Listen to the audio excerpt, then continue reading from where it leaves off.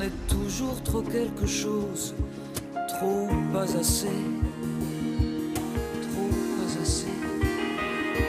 Je suis trop forte, moi je suis trop forte.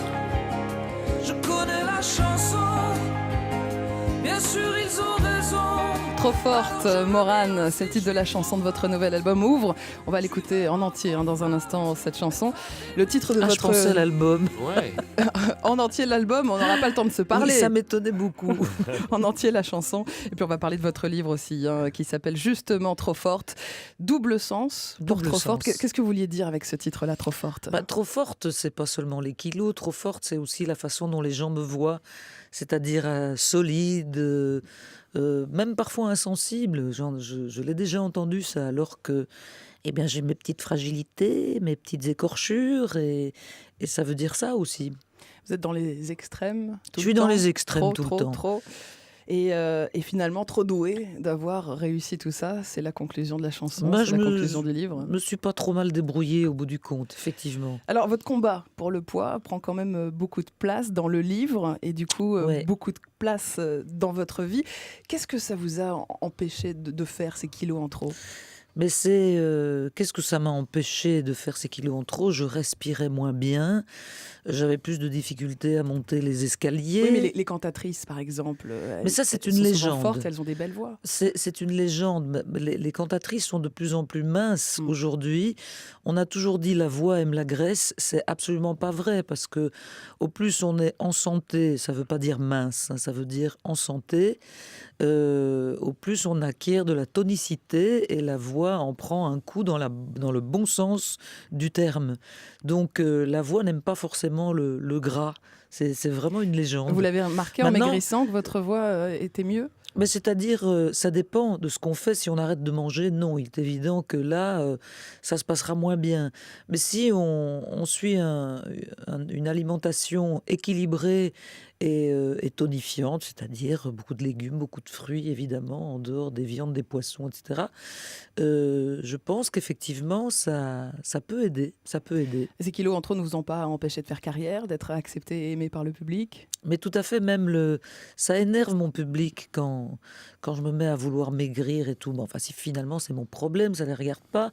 Mais je les trouve plutôt très indulgents et personne ne m'a jamais fait de procès d'intention par rapport à mes kilos. Enfin, je vous parle des gens qui m'aiment, du public qui m'aime, quoi. Pas forcément des autres, parce que le regard des autres, c'est parfois d'une cruauté. Enfin bon, Alors ça a peut-être c'est été dégueulasse. plus difficile dans votre vie privée, du coup, ces kilos en Oui, trop ? mais justement, vous me parliez du bouquin, et c'est fou parce que depuis le bouquin qui m'a fait beaucoup rire et beaucoup pleurer, j'ai l'impression qu'il y a des choses beaucoup plus assumées. Par exemple, avoir quelques kilos en trop, ça m'empêche pas d'être heureuse. Ça, je fais pas une fixette là-dessus, je suis pas dépressive parce que j'ai des kilos en trop. Je suis dans une phase de ma vie depuis que j'ai écrit le bouquin où j'ai l'impression d'être beaucoup plus sereine et beaucoup plus heureuse malgré quelques kilos repris de temps à autre. Mais pourtant, vous en parlez énormément dans le livre. Oui, mais ça a exorcisé quelque chose. Mais c'est toute une partie de ma vie. Ça l'est encore parce que c'est jamais acquis. Mais ça a été une souffrance, surtout quand j'étais gamine. Une très grande souffrance. Parce que quand on est gamin, on entend tout. On a beau dire que les gamins sont plus indifférents à ce qu'on dit. Non, non, les enfants entendent tout. Et après, les cicatrices sont difficiles à refermer. Vous parlez effectivement beaucoup de votre enfance dans ce livre.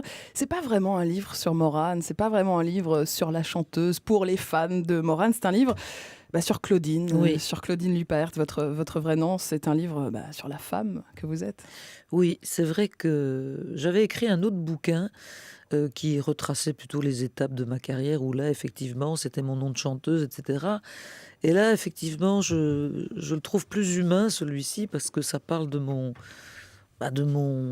ma nature authentique. Effectivement, je m'appelle pas Morane, je m'appelle Claudine, et dans ce bouquin, c'est peut-être plus à Claudine que je m'adresse.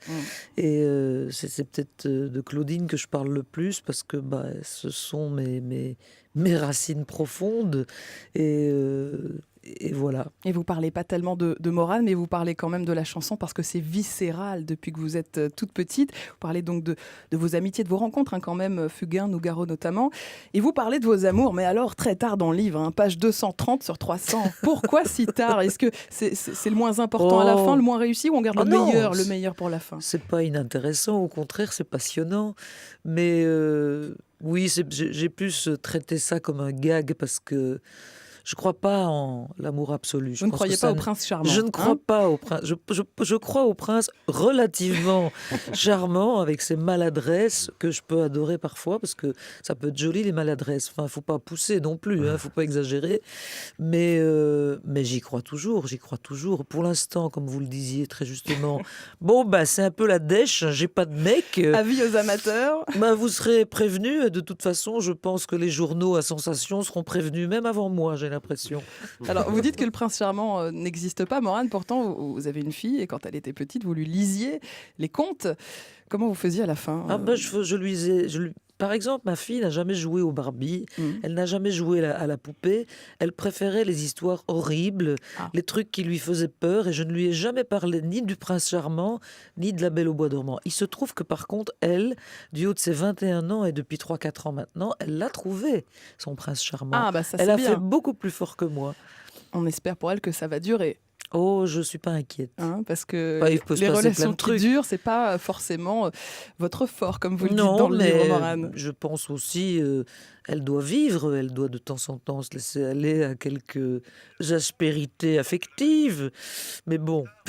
Votre fille Lou, vous en parlez aussi, mais tout à la fin. Votre fille Lou, vous avez dit. Votre fille Lou.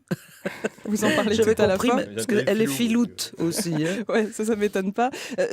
Finalement, c'est tout ce qui compte au final dans votre vie. On sent que ça a une importance incroyable, que ça reste au-dessus de tout. Et vous lui avez d'ailleurs écrit une chanson il y a longtemps, mais que vous sortez dans cet album, Ouvre. On va en écouter quelques notes. Je voudrais tout te dire pour que tu aies moins mal, moins de peine, moins longtemps. Je ne veux pas mourir en laissant des mains sales, des brûlures dans ton sang. Je voudrais tout te dire pour votre fille Lou, dans cet album Ouvre, pour la prévenir qu'elle sera trahie, trompée, délaissée, c'est gay? Non, je veux lui dire qu'il y a des souffrances inutiles. Je suis la preuve vivante qu'il y en a, et je pense qu'il faut essayer de passer outre et d'aller de l'avant pour se donner le plus de chances possible d'être heureuse. C'est vrai qu'il y a beaucoup de rire dans votre vie, dans votre livre, mais il y a aussi beaucoup de fêlures, beaucoup de tristesse, un peu votre côté clown triste. Oui, mais tous les clowns sont tristes. J'en suis un, et effectivement, j'ai des côtés très mélancoliques, très noirs. Mais regardez Muriel Robin, Palmade, Raymond DeVos. Si vous regardez bien, tous les gens qui font rire, Louis de Funès, Bourvil, n'étaient pas des gens forcément drôles dans la vie. Donc j'ai l'impression que toutes les personnes qui font rire cachent quelque chose au fond. Son livre s'appelle Trop forte, son album Ouvre, et dans les bacs, elle est en tournée aussi en ce moment, et surtout Morane déjeune avec vous ce midi sur France Bleu. France Bleu.